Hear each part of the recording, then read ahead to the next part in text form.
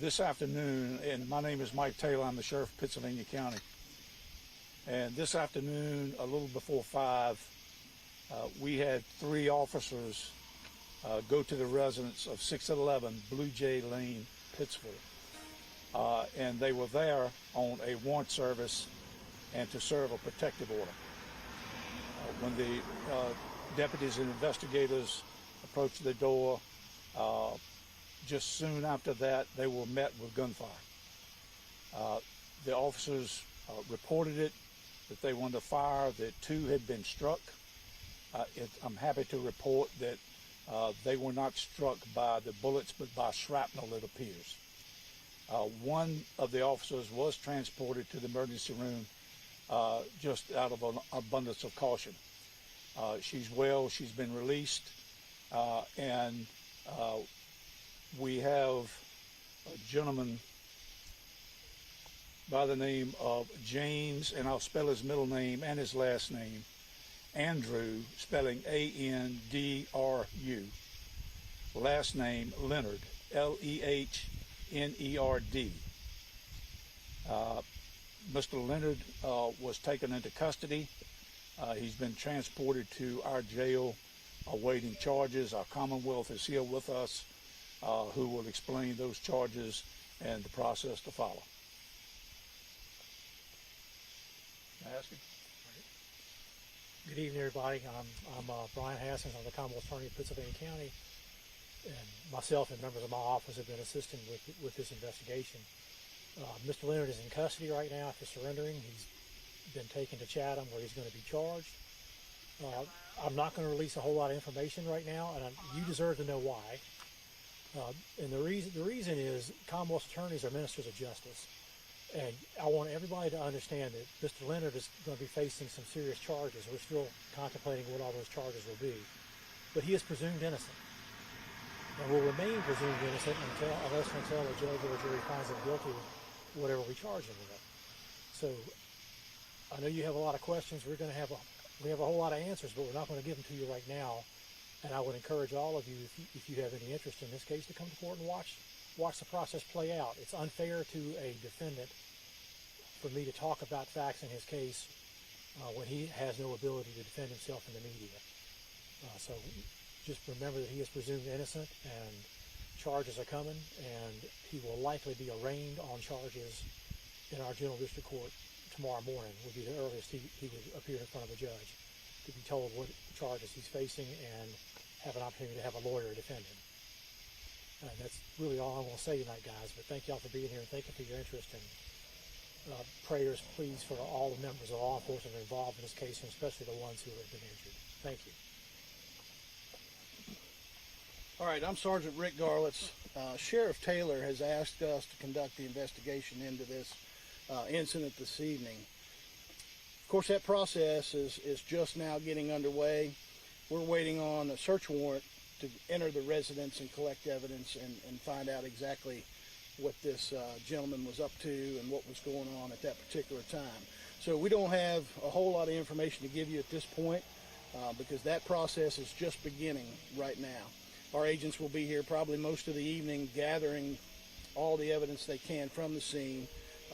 They have interviewed or are interviewing the suspect now, and he is in custody.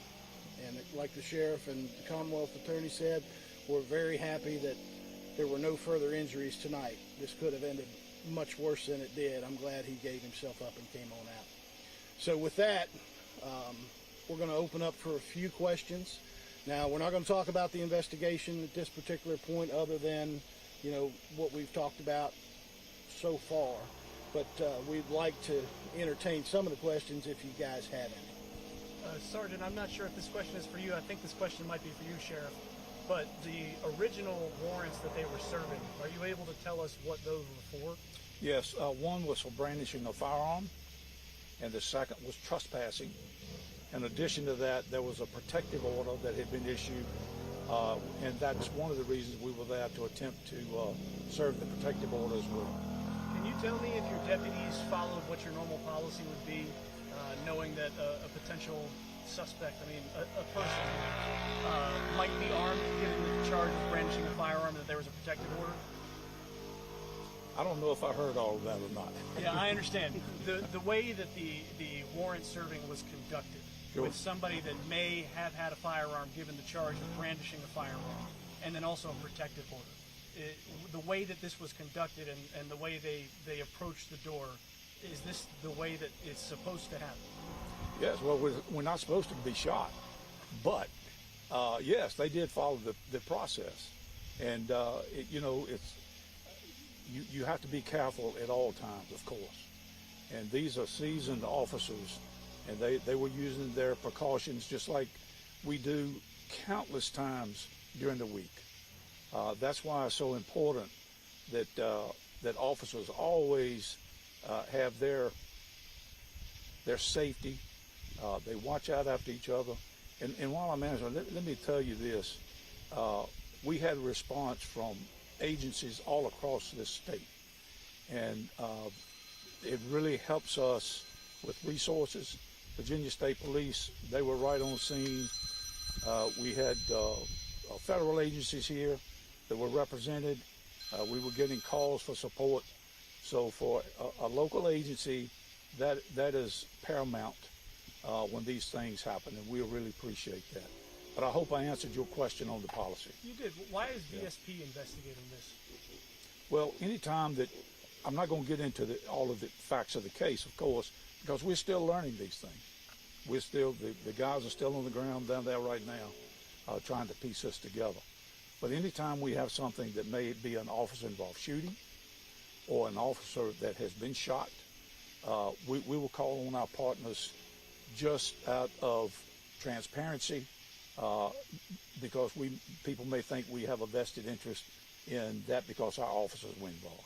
So to clarify, did your law enforcement officers shoot at the individual? They did not.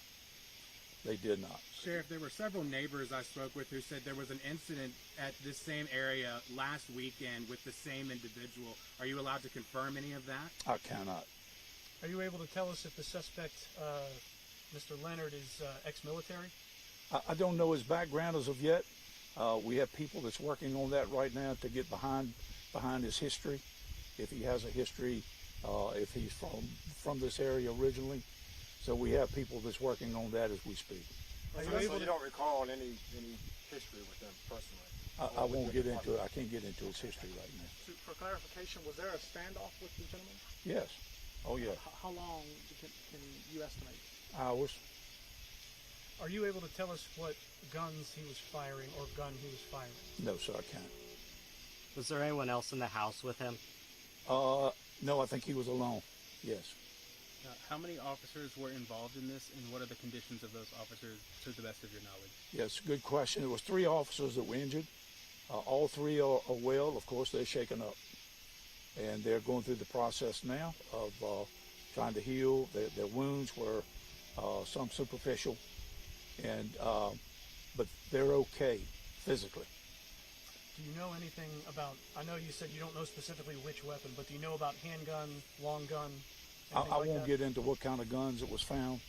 That's part of the investigation. For the magnitude of response from the neighboring jurisdictions, was this due to what we've heard was possibly that the officers had some trouble retrieving from the area? Well, I think when the call goes out, as any officer's been shot, and they need assistance, the hue and cry goes out, and we answer it. If it had been another jurisdiction, I would expect our people to do the same. Did you have to forcefully go into the house, or did he come out on his own? I won't get into that. The negotiation team, they came through to help with this situation. Can you talk about how effective they were in this standoff while he was barricaded in the home? I won't get into what the conversation was, but it is, Rick just said, it was a peaceful outcome. Thank goodness. That's what we were all hoping for. That's what we're trained for. And but it was a peaceful outcome. No one else was hurt or injured. And so none of your folks actually had to enter the home to end this thing. We won't get into that at this time. Sheriff, can you just clarify one more time again? 3 injured. Did you say 2 were by shrapnel? They were not shot. That appears to be shrapnel, yes. Okay. And Yes. then, but all the 3 were injured. How was Yes. the 3rd injured? Same way. Same type of method, yes. No direct gunshot to any of your officers? No. How you holding up, Sheriff? Tough day, long day. Yes, sir. But you know, and this is the last thing you want to hear come across the radio. I can tell you. And when I heard the mic key up, I knew that there was trouble on the other end. You just have that intuition if you've been in this business for a while. And our prayers are with the officers that they will be okay in the days to come, and they have to relive this. And we would ask for your prayers as well. Did you have a hard time communicating with the officers when this was occurring? Was that again the prompt of the large response? Yes, there was some issues in communications, as you could imagine, with the anxiety levels and the seriousness of the offense. There was a point in time that we were trying to contact them. Yes. Just to clarify, is a response of this magnitude typical for a situation like this? Yes. Yes. They are, and when these things happen, all of us are wearing the same uniform. But what do you have to say to the folks that live around here? I know that these are completely unrelated, but just a few miles from here, there was a Franklin County basketball coach who was shot and killed, and this is another violent incident. These are completely separate, but they are close together, and the folks that live around here might be wondering what the heck is going on. Yeah. This seems to be an isolated incident at this residence, so we can tell the community that it's safe, and but this is the times we live in. I mean, I expect each one of y'all have made numerous news accounts on incidents like this. We wish that was not so, but it's true. That's a true fact. And fortunately, no lives were lost this evening, and it came to a peaceful resolution.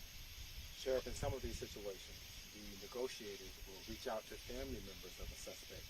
Was there any family member or anyone helping to encourage him to come out of the house?